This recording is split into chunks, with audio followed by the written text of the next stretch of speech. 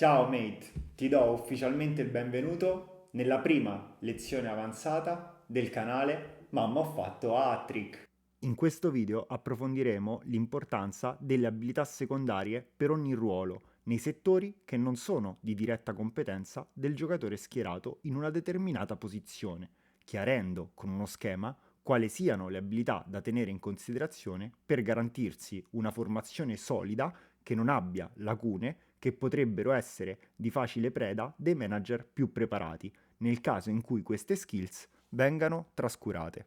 Nella parte finale vedremo invece un esempio di giocatore con specialità tecnico nel ruolo di attaccante difensivo, che prende la nuova posizione di trequartista, per poi terminare la lezione con il mediano, centrocampista centrale difensivo che prende questo ruolo esclusivamente se è dotato della specialità potente.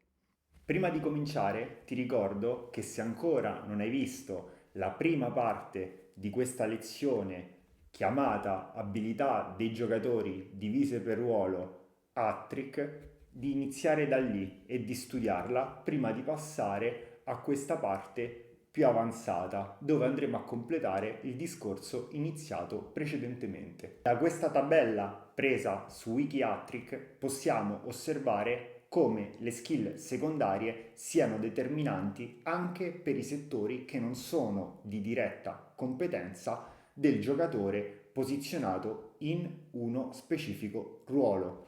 In questo video non andremo a vedere quali sono esattamente le percentuali delle skill e di come queste vadano a impattare sul settore di riferimento, ma ci concentreremo sul capire quali sono le dinamiche che sono alla base del gioco in modo da comprenderne le fondamenta per poi in seguito andare a fare studi più approfonditi. Iscrivetevi quindi al canale per non perdervi alcun video. Ritornando alla nostra tabella di Wikiatric, possiamo quindi ricapitolare ruolo per ruolo che il portiere avrà, oltre alla skill parate a incidere sui riparti di difesa, anche la skill difesa stessa, che andrà a impattare tutti e tre i settori difensivi, quindi importante da essere allenata e considerata. Passando ai terzini, invece, possiamo di nuovo affermare, come nel video della lezione 1, che nonostante siano in una posizione difensiva, la loro skill cross andrà a incidere direttamente sulla valutazione del reparto in attacco. Più semplice rimane il discorso per i difensori centrali, dove nelle valutazioni incidono solamente a regia. Cambiando tabella, sempre presa dal sito di Wikiatric, possiamo vedere come le ali siano impattanti sia per la difesa destra che quella sinistra per quanto riguarda la loro difesa, sia per la regia e sia per l'attacco destro e attacco sinistro attraverso la skill cross e i passaggi per l'attacco centrale. Inoltre ricordo che la valutazione attacco comunque consentirà di avere un'alternativa sulla fascia che possa trovare la via del gol, anche se questa non andrà direttamente a incidere sulle valutazioni in attacco della squadra. Per terminare, gli attaccanti, invece, come ben visibile dallo schema riportato, hanno come seconda skill di importanza da incidere sui settori la skill cross e come skill successiva quella passaggi, ad eccezione dell'attaccante potente che abbiamo visto nel video precedente, dove preferisce avere una maggiore regia a discapito di cross e passaggi.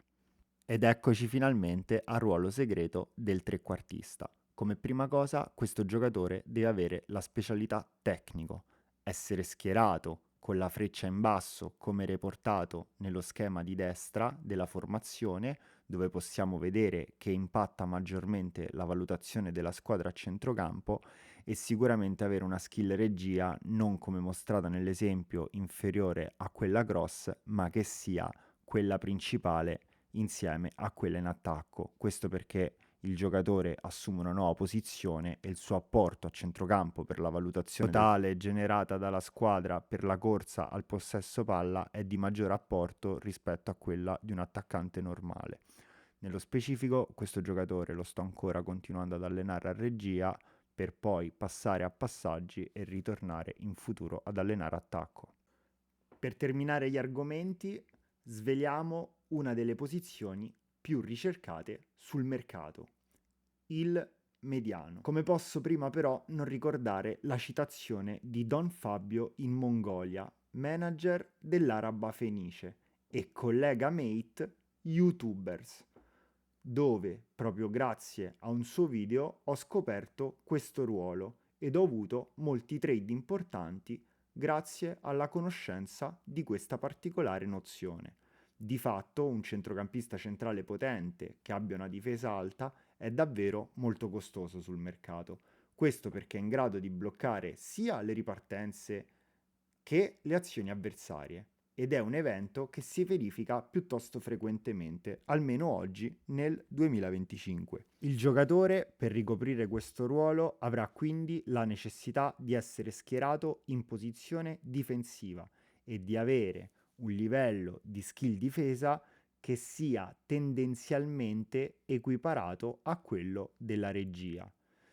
In questo caso stiamo allenando difesa e il giocatore ha ancora bisogno di tempo per arrivare a una maturazione che possa risultare più competitiva. Per una difficoltà con l'editing non sono riuscito a mostrare come cambiano le valutazioni nei settori nella foto in basso a destra dello schieramento della formazione. Fatto sta che anche se guadagno lo stesso punteggio in difesa che perdo con l'attacco, è sempre conveniente che questo tipo di giocatore giochi nella posizione difensiva, perché l'evento speciale che è in grado di generare può consentire di vincere partite che sono tirate fino all'ultimo minuto di gioco.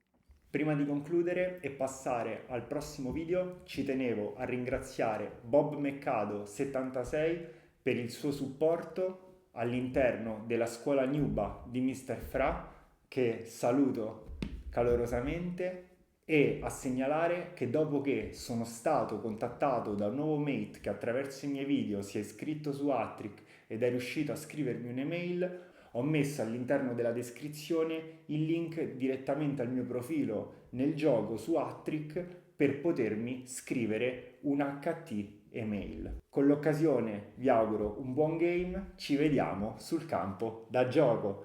Ciao mates!